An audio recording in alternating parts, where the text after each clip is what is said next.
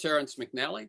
Welcome to Free Forum, a world that just might work. I'll be speaking today with Martin Goodman about his book, My Head for a Tree, the extraordinary story of the Bishnoi, guardians of nature.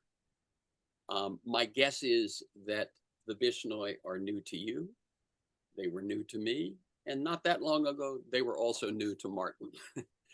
You can learn more at martingoodman.com. Martin Goodman, one word, or he has a publishing company that has some helpful stuff about his previous work as well as this work, barbicanpress.com, BARBICAN press, all one word.com. On Free Forum, we explore the lives, the work, the ideas of individuals that I suspect have pieces of the puzzle of a world that just might work. We look at politics, environment, health, science, business, culture, all based on the fact that I believe we can do better, and I want to find out how.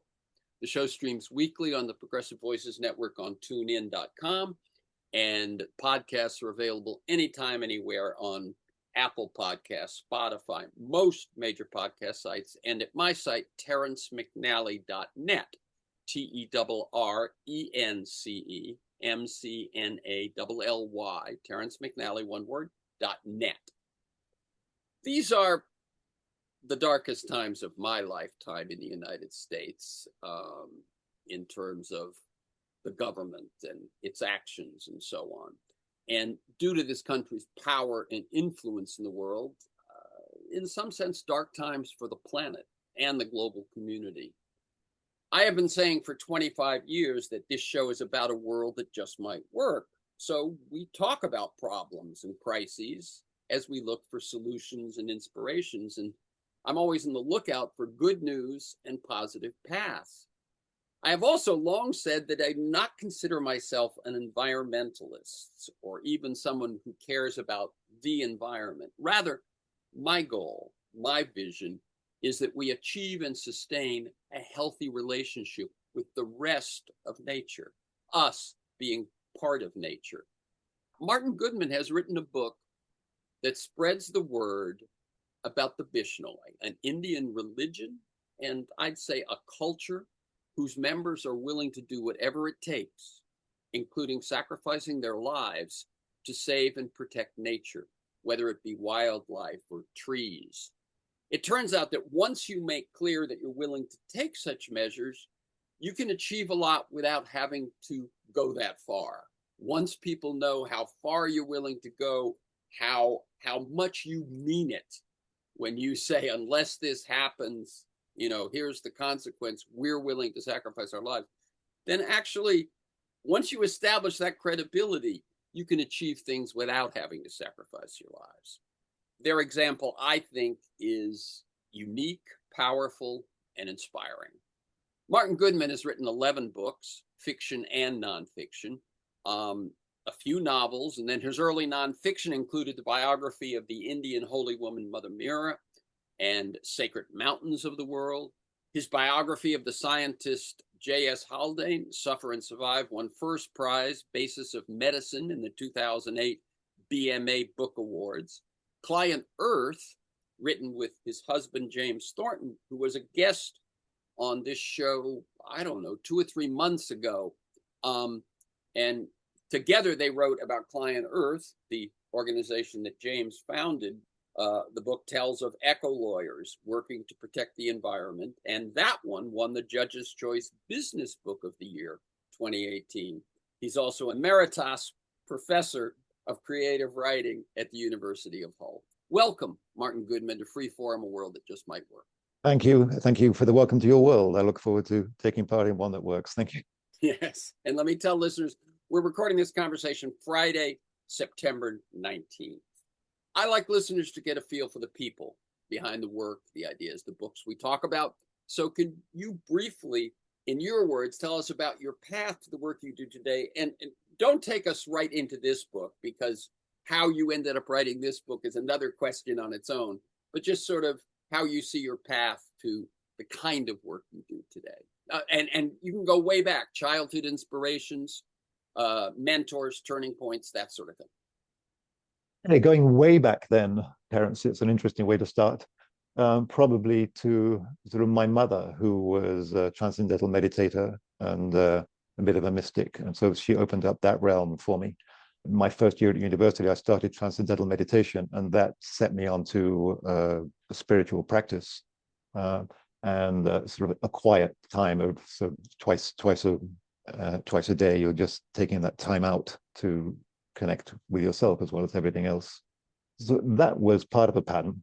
I was an Englishman who kept believing there was more out there in the world. And we had some interesting people like Paul Brunton, a writer who wrote In Search of Secret India. That was quite a book that propelled me imaginatively out into the world. I suppose D.H. Lawrence was a favorite writer as well, who sort of went on his own versions of mystical quests into the bounds of New Mexico. I was trying my hardest to get to New Mexico. Even in the first year of university, I had a job working on a pueblo, but then I went down with glandular fever, and that had to wait. America and that side of things was always calling to me. And I went on various pilgrimages around India. So my writing sort of took two forms, really. There's a sequence of novels that are looking around war and the aftermaths of war and how we pass on the effects of the trauma and effects of war from one generation to the next. And another strand was really true life spiritual adventure stories. And so these would be about, Carlos Castaneda's, journeys learned from taking ayahuasca. There was a pilgrimage around sacred mountains of the world. And this was the intention to see what I would learn from the mountains, what they would teach me if I went to each mountain and treated it in its own respect. And Arunachala was the core one for me down there in Andhra Pradesh. Arunachala is seen as being Shiva incarnate. The idea of writing, which tucks you in your little office or whatever in front of your keyboard, but writing based on visiting several mountains. How many mountains? How many different places around the world? Quite a few. I wanted it to be different cultures. I didn't want it to just be Indian mountains. I wanted everybody to feel that they had a mountain close to them. So there was Croagh Patrick in Ireland, sacred there to the Catholics. A core one for me was Guadalupe Peak in Texas. And I went to see James, who's my husband now, together with him for more than 30 years. This was the first time in New Mexico. He'd bought a book of national parks, and I opened it on Guadalupe, Peak and National Park. I said, we've got to go there. So we went, and we camped the night, and we were climbing in the morning, and we got near the top, gone through Douglas fir forest, and I walked backwards to say to James, well, I don't know why I've been brought here. There's nothing happening for me. It must be for you. I turned around, and there below me was the exact mountain of my dream with its top sheared off. And I was floored, and so that was really special. And I couldn't see the White City. I read about it since in a separate book, this White City that was meant to be sort of built on this plain that sheared off and sees one side. But I could feel all the effects of it all. And I knew that this was the place that where I was before I was born and where I will go when I die. I felt like an emissary of this mountain. The spiritual side went sort of further. I wrote the biography of the Indian holy woman, Mother Meera, which meant sort of traveling around India and meeting her family. So there's that pattern of life, and which I find is much more open when I come to the Southwest or California, because people are actually interested. I had to be quiet about such things in Britain because people would find it too uncomfortable. So you'd start saying something, and then you'd retreat. You realize that I'm stepping too close to things.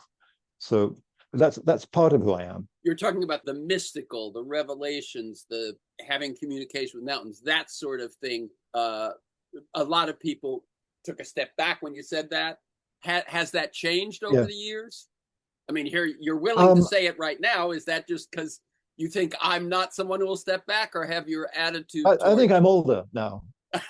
When I went back to Britain, I had to I had to write books that would win proper awards and respect within the academic community. So I did, and about fabulous figures who were also mystical scientists in their way, but I was still doing it. And but when my colleagues at university discovered, my back catalogue, they really turned against me. They thought I was mad and everything else. So it didn't sit down very well within British academia. I So, understand. but I'm free of that now. Yes. I am who I am. I didn't know this, Martin, but now that I do, it makes writing a book about a religion based on a holy man that most of us have never heard of seems to make much more sense to me from that strain of your life. Mother Mira was sort of a contemporary version of that holy man. She's seen as being God on earth in female form and a self-proclaimed avatar. And that, for me, became quite natural. I'd been to Aranacula and looked into the lives of others like that, Ramana Maharshi. And so I'd investigated those that people told me about. I went to see Sai Baba in India. So it's patterned in my life, but it's also, I'm a creature of narrative, really. I understand things through narrative. And that's how I comprehend my world. And that's how, the Client Earth book came about. I'd lived with James, and that brought up much of my environmentalism. I was a member of the Green Party for 24 hours before earlier period, before I met James. And I'd always been sort of shifting that way and conscious in that way. But it was really the commitment with James to build what is now the world's foremost environmental law organization, globally. Working with him for these 20 odd years, that's honed my mind towards the environment.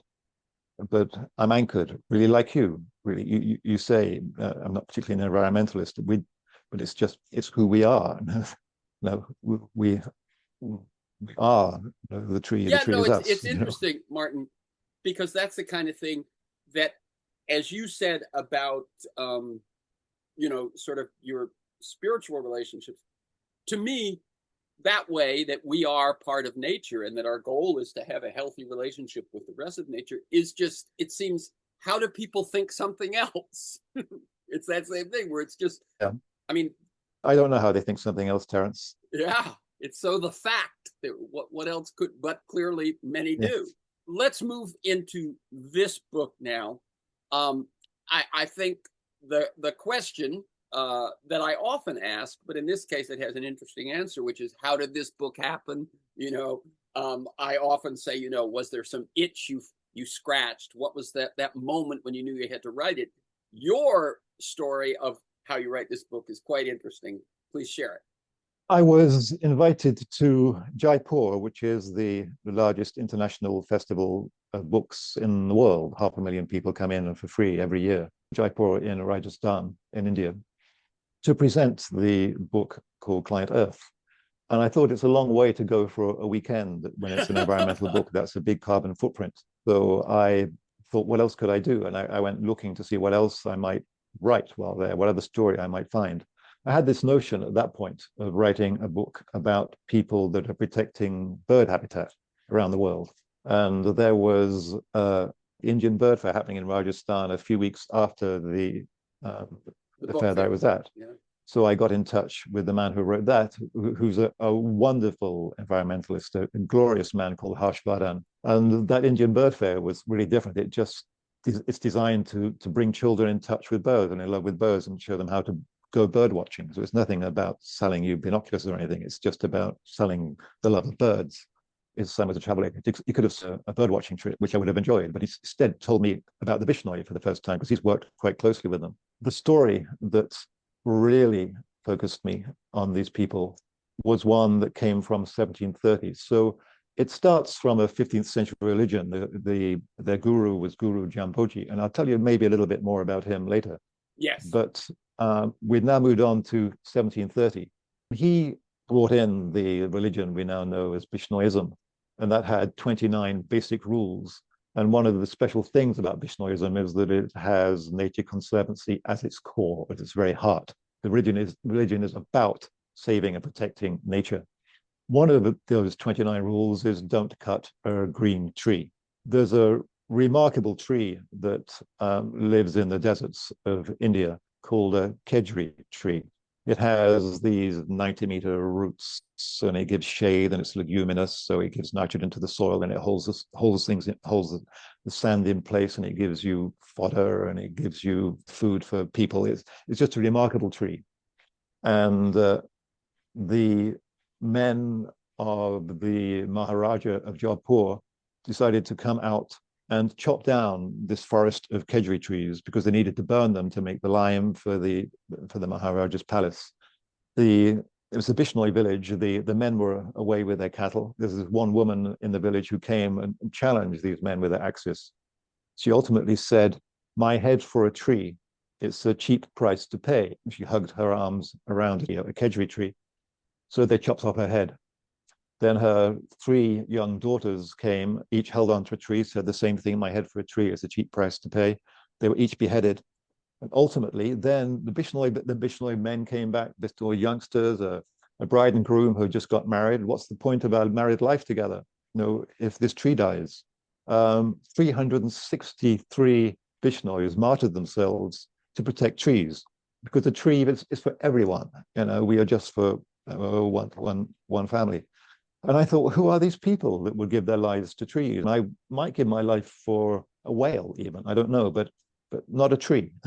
So I wanted to go and find them. I went up on a train the day after the festival and was met by a Bishnoi from the station and was taken into their community, into a funeral, into their families, into their farms, meeting some wonderful school children in the Bishnoi schools. Let me cut in for 1 second, Martin. I just wanted to sort of bring people up to speed here. At this point, you've gone there for a festival to talk about your previous book. You've asked someone, what's another story to cover? He tells you this remarkable story. And at this point, you're just exploring. You're just learning about these people. It's not necessarily a story or a book. It's an exploration, right? That's right. Yeah. And I was just absorbed into the community. There couldn't be more of a welcome. I hadn't realized that I was also being vetted by the community. So you'd be driven to this village, the Bishnoi men all wear white with white turbans. You'd pause at the entrance into the village, and there'd be white men in their turbans, all staring at me, quizzing me. And the man that was driving me would always be answering questions on his phone. So I was being vetted all along the way, but I hadn't quite realized that. Right. Early one morning, I was taken without breakfast, a long drive. I didn't know where I was going. I knew I was going to a Mela, and I knew about the Kumbh Mela. So there's a wide stretch of desert. There's a domed temple on one side, and then distant from that was this other very colorful tent. And I went inside the tent. At the front of it, there was this banner showing the image of a young man. And I was given a garland to place in front of that. And then I was placed on a dais. So I was in the middle of this Bishnoi religious ceremony. So in front of me, the women in their very colorful clothes on the left, and the men in their white on their right. And up to the right was a priest with the fire, and the ceremonies going on and on. You don't know why you're on the dais, right? I didn't, but I was beginning to guess. I had clues. Okay, here's a young guy, and I had read about a young man who had died trying to save a chinkara when I was doing my research. So I thought, okay, maybe that is this man. I shuffled off the stage. I've been in a few of these things in foreign travels when you get a bit bored and you try and get out of the limelight. So I'd gone off the stage, and then I heard my name, Professor Goodman. What is this? And Kitab, which I knew meant book. What's happening here? And everybody was suddenly really excited and keen and alert. And I was called to the platform, and then this very splendid patrician with excellent English took to the microphone and explained what was happening. I'd just been commissioned to tell the story of the Bishnoi to the world, because the world needed this story. The Bishnoi are too few. They can't save it on their own. We have to be eco-warriors together. And so will you accept the story? And I had all these people, this commission, all these people were staring at me. I said, well, yes. And then I was told exactly how to do it as well. If you're doing it, you must be serious. You must read more widely. You must go and visit, all the places that were sacred to our founding guru. And so I said, yes, yes, yes. And so that was that. And I went from there back to my initial plan of seeing the young man who was saving bird habitats. So I went to the deserts further west, near the Pakistan border, in search of this astounding bird, the great Indian bustard. There are only 115 of these left in the world. And I met this glorious young man, a Bishnoi, who has given his life to protecting those bustards. Very sadly, since then, he actually has given his life. He's the latest martyr. He was killed in a car accident whilst chasing poachers recently. You told the story of 300 plus who gave their lives in 1730, just so people remember that was that long ago. But it isn't that they were like that then, and that's just an origin story. They still are willing to take that sort of stand. And absolutely, yeah. I found young kids do that, and if my life is worth it, take my life and save the tree, or take my life and save the chinkara, this lovely little gazelle. And one thing that they say, and you repeat it a few times in the book, is this notion, and you referred to it before, that I am just one person. I have a short life. Whereas a tree matters to everyone around it. It matters for longer. It matters. And so that notion of that perspective that a gazelle, a bustard, a tree is in some ways valuable enough, if not more valuable than a human life, that a human life to be traded for its preservation is a fair deal. Yeah, there's a sense as well, Terence, that the tree can sort of last generations. It can give us shade, and it can feed nitrogen into our soil. It can give food for animals and food for us. And when it dies, it gives us firewood and wonderful things the tree can give us. So that it's like a mother to us all, but it can't defend itself. We have the ability to defend it, and to speak against the people that are going to cut it down, and then put our body in line and fight to prevent it. So I think that's just also a tribute to what humans can do. That's right. No, I get that. Right. It's not just what they offer, but also that we have, in some ways, more agency, and we can put that agency to work for those members of nature that don't have as much. Yeah, that's one of the things that strikes me as well. It's not just like the Baha'i faith, which I'm fond of, but there's for me there was too strong an urge to self-sacrifice in that. There is no urge to self-sacrifice that I see in the Bishnoi. There's just an intensity of protecting nature, and if that means dying, you do it. But they'll also, they're warriors. The famous story is this mega film star called Salman Khan. Tell you what, before we go to that one, let me just ask you a couple of other questions just to establish. When is it that the holy man who starts the religion, when does that happen? Is that the 1500s? It's the 1500s, yeah. He's born, I think, 1435. It started then, around 1485, I think, when there was this mega drought happened. And that's one of the things I think that the Bishnois have to teach us, because their lessons came from this time of mega drought. And here we are in an era of desertification and mega droughts, and the world in turmoil. And as you point out, at the point at which Jamboji creates this religion, this mega drought is not even just India. It's global, which also echoes the current moment when climate change is global. That's right. It was kind of beginning then. It went on right through the 1530s, 1540s. And the tree rings in America and everywhere else, they really show it. Interestingly. And so, who is Jamboji? And it's pretty remarkable who he is. Jamboji was a young farmer. He was the son of farmers, reasonably wealthy in those landed terms. It's like the leading family in his village. He was deemed to be sacred. I tell the story of his birth in the book. So he was deemed to be a sacred birth and an extremely special child. He was related to Krishna. In fact, he was born on Krishna's birthday. He also was especially fond of going out there with his cattle, who responded to him in every way. But when his parents died, he sort of left his farm and left all his belongings and walked up a sand dune. It was hard to understand the sand dunes before I went there. There are these shifting sand dunes, but there are also fixed sand dunes that are held in place by tree roots. And so it's a small mountain of sand that's fairly solid, a little sheer, but not very much so. So he went and sat on top of that. Meanwhile, this drought came, and people were killing their animals to live. They were chopping down their trees. They were destroying the planet. And he wanted to be away from all of this, but instead, through his time of meditation, sitting under a tree, he had this godly download, and it was like the Vishnu coming, and sort of this bright light, and this taught him the lesson that he had to then come down the mountain and teach to everybody else, which is that we can't be in opposition with our environments. We have to be in harmony with it. So that also became crystallized in the 29 rules, which would be, don't kill any animals, don't eat any animals, and you must protect all your trees while they're living.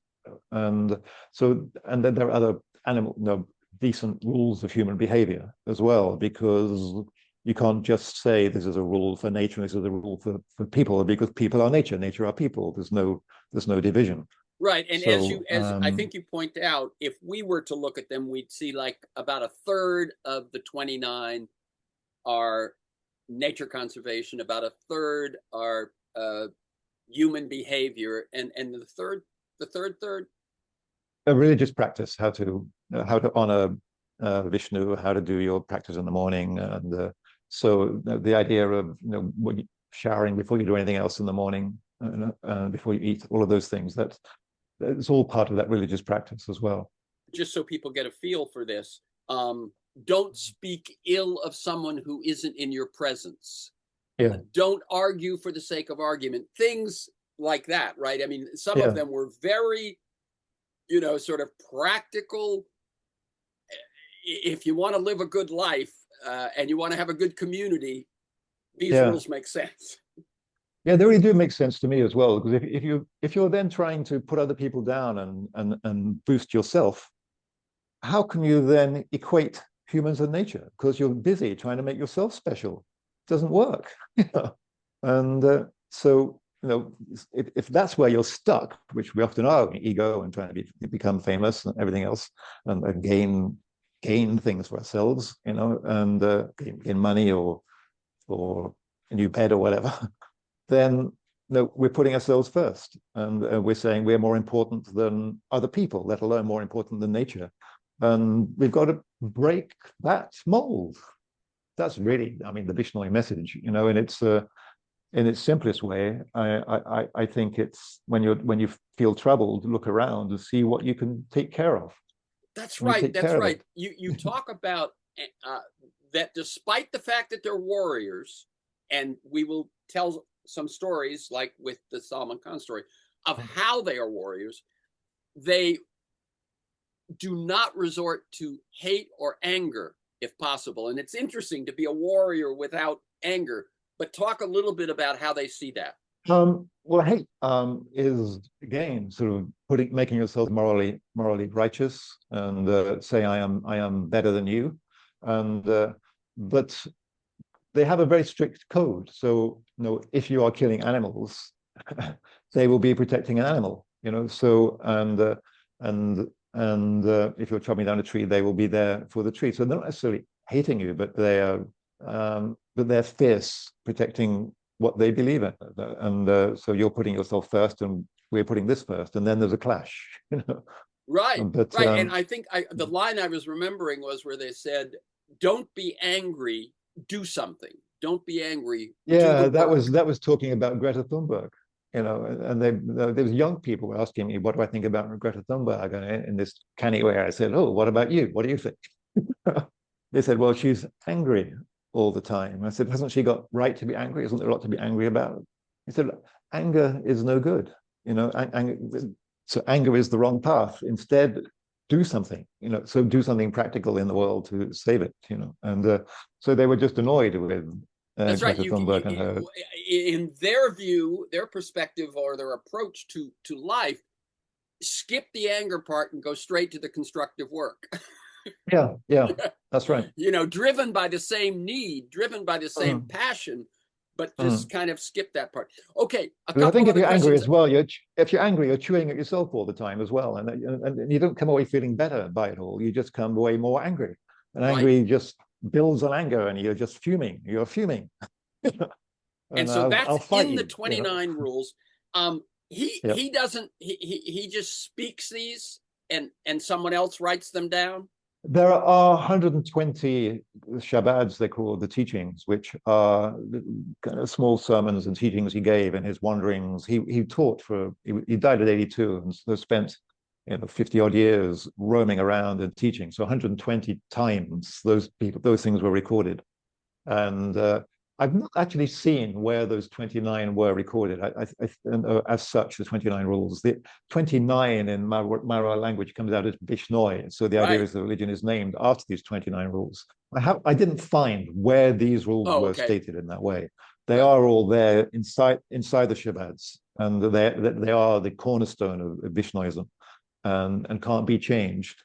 But I never found the moment where he stood up and said, Right. "These are Got the it. 29 rules." Let me tell people, by the way, this is Free Forum, a world that just might work. I'm Terrence McNally. I'm speaking with Martin Goodman about his book, My Head for a Tree, The Extraordinary Story of the Bishnoi, Guardians of Nature.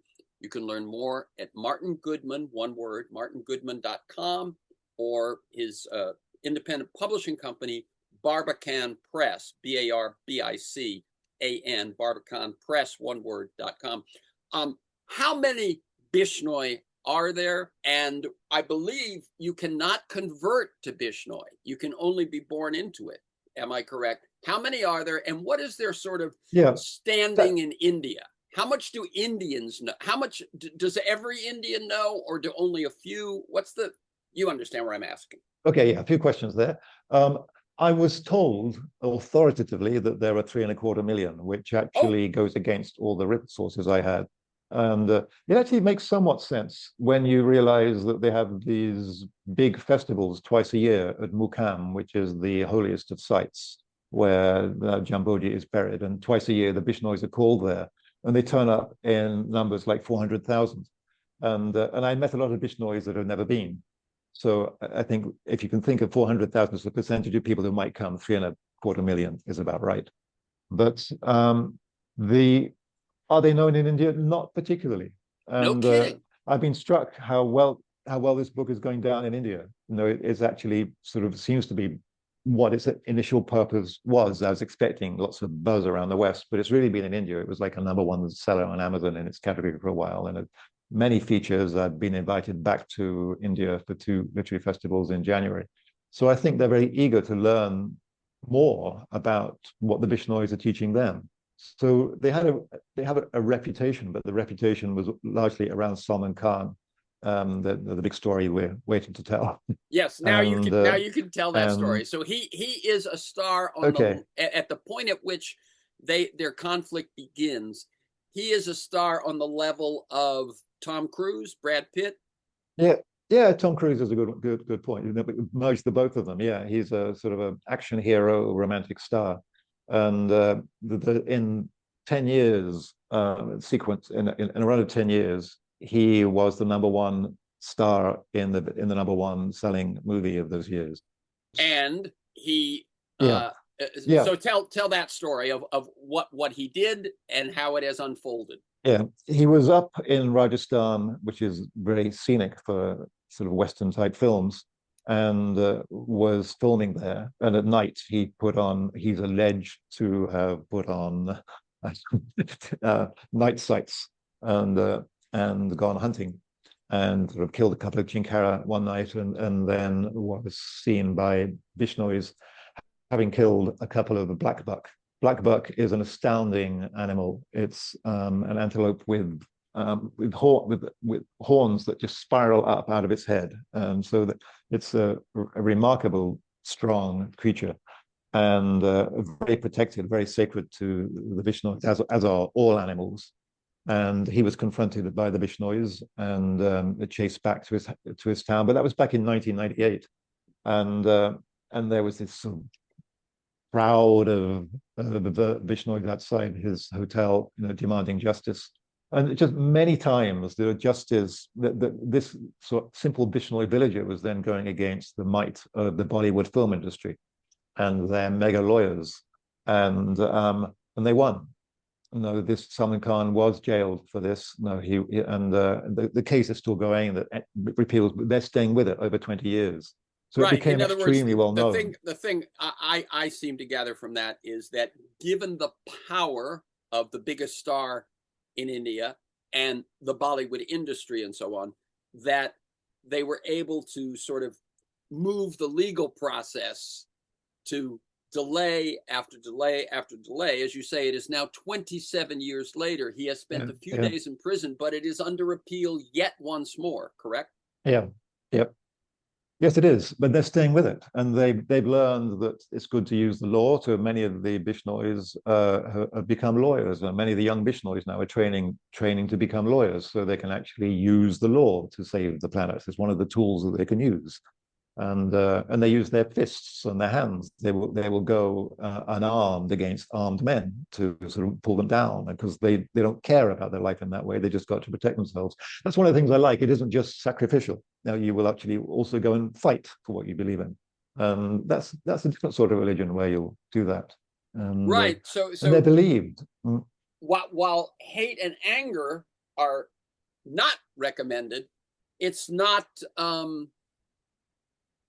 just civil disobedience. I mean, it's a little more aggressive in the defense of what they care about. That's right. Yeah, they know they will stop at nothing. And well, the authorities know that now. Yeah, I was driving around Jodhpur along a ring road, and a big construction, and it suddenly stopped, and I didn't know why this stopped. Bishnoi said to me, well, no, a few of us went and spoke to the construction team and said, look, please stop it until you worked out a way of guiding your road around trees rather than cutting them down. And if you can't do that, maybe transplant the trees. So that stopped the road, just a few of you in a tent. Well, yes, of course. Well, how come? Well, they knew that it's just us three, but if they said we're going to carry on, there will be 100. And then going to carry on, there'll be 10,000. And there is this thing called the Bishnoi Tiger Force, which is sort of largely young men who will just be activated on phone calls and suddenly be there. They're this presence. They are this embodied tiger that's going to defend the natural world, which is where the tiger belongs. And that's powerful. And people know this is going to happen. I told you about Radheshyam and with the great Indian bustard, but the tragedy for these large birds is that when they fly, they don't fly too high, but generally fly into high-powered electric wires that are over the road. And so Radheshyam found the body of this bird and called in the authorities and climbed this pylon. And so he was high up where the wires were. The officials came and said, if you don't put some reflectors onto these wires to stop the birds from coming, I will jump. And they know he will jump. So they put on the reflectors because they don't want this story told against them.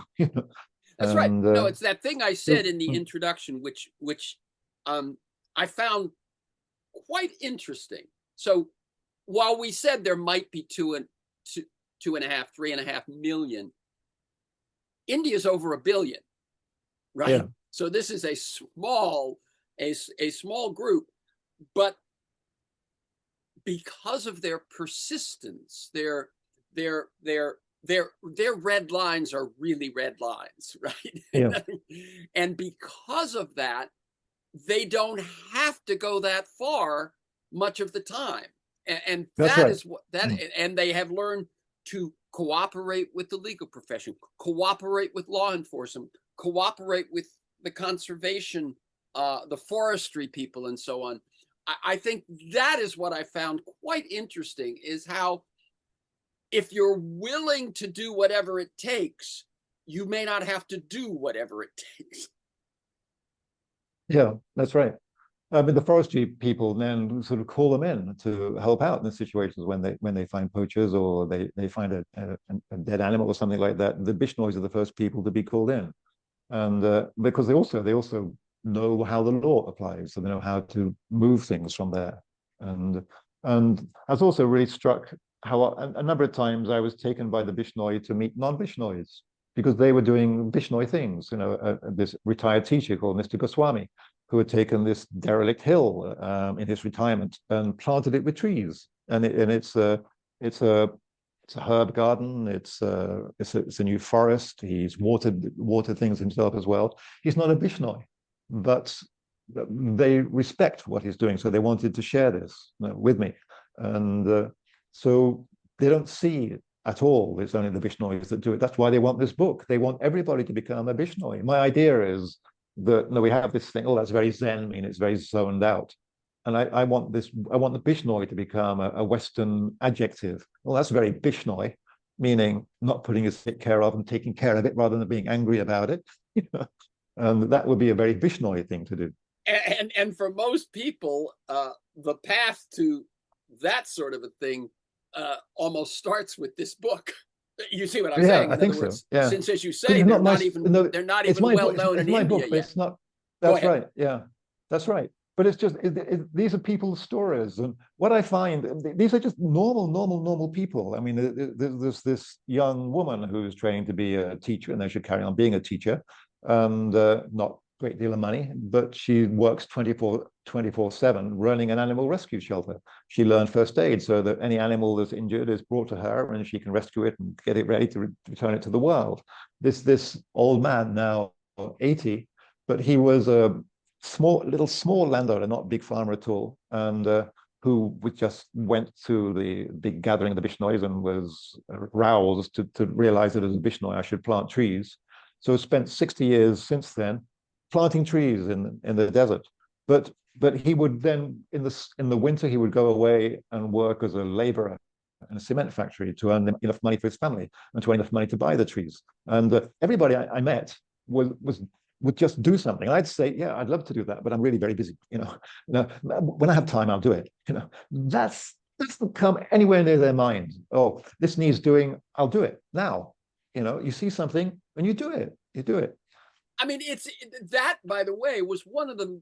I have a feeling from the way you just said that it was one of the most remarkable things to you as well as to me as I read your book, was that thing that there's sort of no excuse not to take action in defense of nature. Just no, and it seems in their case, almost no thought of an excuse. But as you say, here we look and we're busy and we've got our family and we've got our work and we work with a nonprofit or we work with, but to them, it's just a different level. They reached out to you. They asked you to write this book. You wrote this book. What do they hope comes of this? We join them. We understand where they're coming from, how one should work in harmony with nature rather than against it, how you should cherish trees. If they say one thing, I asked them, is there one thing people could do? And they say, well, vegetarianism, that would be a good start.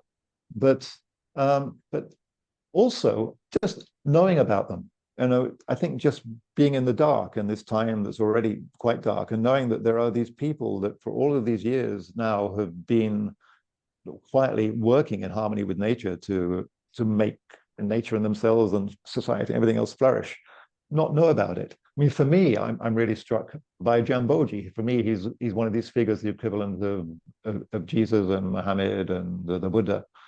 And he's not that distant. He's the same time as sort of Martin Luther and Galileo. And no, he's reasonably modern in that way. And his voice speaks to us now. And he knew then where we were going now. They kept telling me that. They kept saying to me, look, he spoke in terms of religion, but he really was like one of the first environmental scientists. He knew all of this stuff before we all knew it. And he told us how to deal with it back then. So those lessons apply now as we're entering mega droughts and desertification. And so go into his story. If you want inspiration from a holy guy, it's got him. If you want inspiration from a village woman, go to Amrita Devi or Gara Devi of the Chipko movement that's in the book as well. And don't dismiss tree huggers as something that's sort of stupid and not nice. It's used as a pejorative term now, you tree hugger, but know what it actually means. know what it means, and next time you go out, maybe just touch a tree. You know? Yeah, And and one thing that I found also quite interesting was that what sort of gets the headlines, and I mean that in not just newspaper headlines, but sort of even as you're telling their story, is those who sacrificed their lives. But Jamboji actually had ecological practices, right?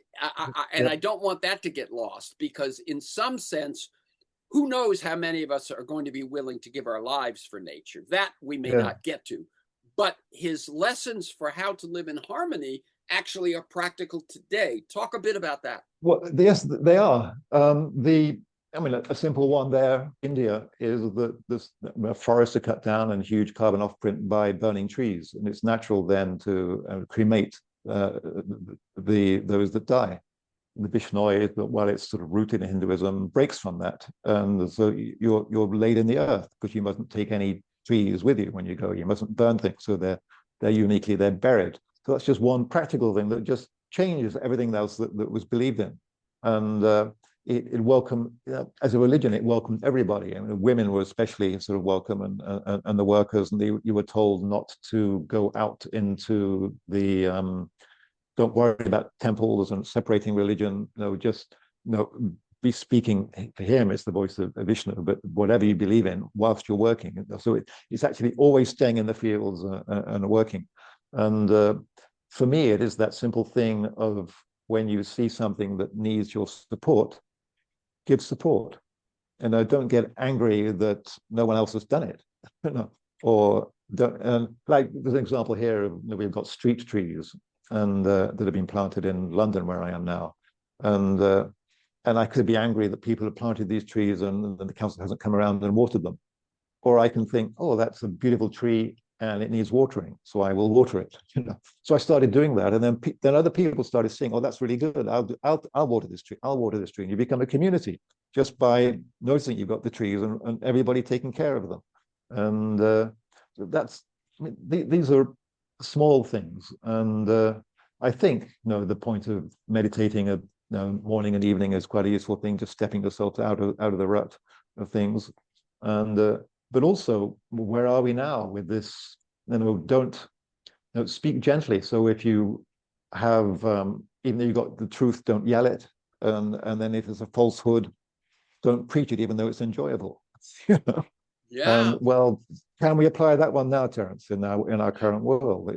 It's fundamental. Yes, and And I'm going to mention one other thing that I think comes through is that how do you get trees to thrive in a desert?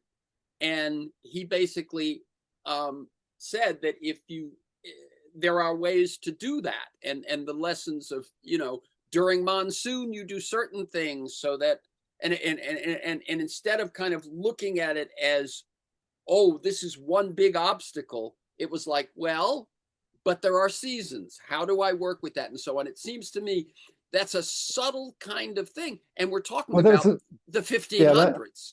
yeah, that's right.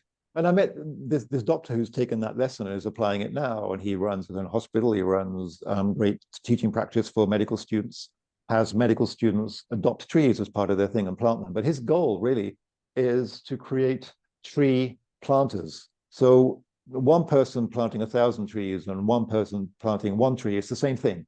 Each is then a tree planter. And the idea is then that you plant a tree and then you commit to caring for it. I met villages where 500 women had each committed to planting 2 trees and caring for them. So it's not just planting a tree and thinking, oh, well, I planted it, but it's dead. You make sure it doesn't die. So you're there to see it and to water it and to fence it or whatever you need to do for it, and then you grow together. And yeah, right. It seems to me that what you end up with, what you end up with, if you actually plant and care for a tree, is a different relationship with the rest of nature. By the very fact of that relationship, it will transform your whole relationship. School children, as Bishnoi children now go to school, they're given a tree to plant. They plant the tree, and then I see them leaving school at the end of the day with a little bit of water in their flask and watering their tree. So you have this awareness of being at one with the natural world, and caring, a carer for it as well, and recognize that they then care for you back. Okay, let's leave the Bishnoi for a second, Martin. This is your last question. Okay, let's go for it. If you could stand in the future 10 or 15 years from now, did we turn things around? And if so, how did that happen? Did we? I think the answer is yes. I mean, I can't really believe in other than yes for that. And it's a separate thing. It's what I learned from James Thornton, which you would have heard in the previous podcast. People can go back, but it's the model that we're getting from China. And I was in China in 1984 for 6 months teaching there, and teaching at the forestry school, and teaching people that were going to the West to learn how to take care of grasslands and things like that. And so I saw this notion of people going out to the West to bring things back and caring for nature in that way. Now I feel that those lessons are actually being learned in China and sent out towards us, how to live in this ecological environment and ecological age. And so I do see hope there. I see that hope can happen in India as well. I mean, they need to own it more. I found myself arguing with people on platforms when they said, well, it's all the West's fault. Nothing, no, they're not getting any of the brunt of it. So I said, well, California's burning, Australia's burning, and you've got some of the largest coal mines on the planet, you know, and we've all got to take action now. We can't claim it's anybody else's fault. You know, that's not a Bishnoi thing to do. You know, you say, no, we take action. And if you see fault, you go in there and correct it. Like the Bishnois are seeing solar panels that are being placed in fields with no respect for the trees that are there. They will go and fight to fight until the power companies show respect for the trees, because you can have solar panels and trees together in the same fields.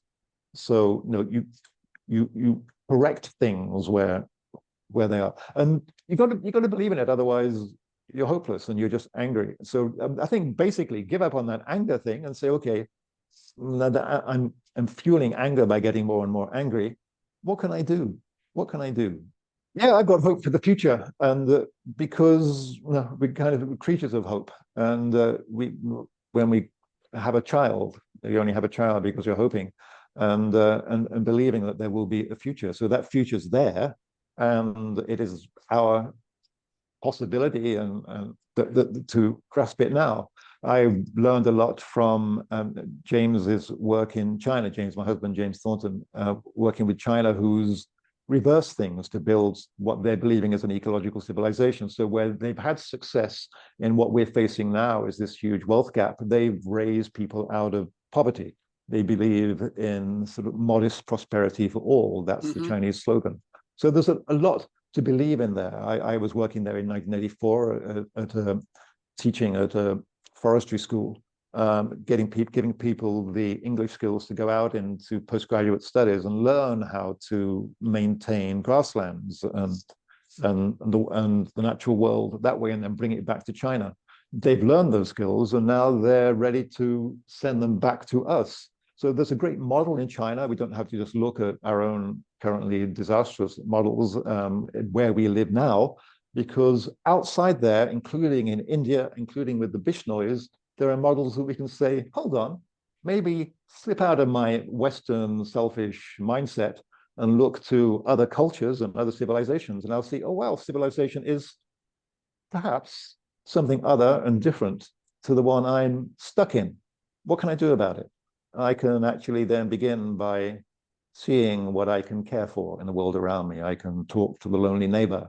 I can offer to, to give reading lessons to the child that can't learn. I can water that tree in the park that's looking a little like it's ailing.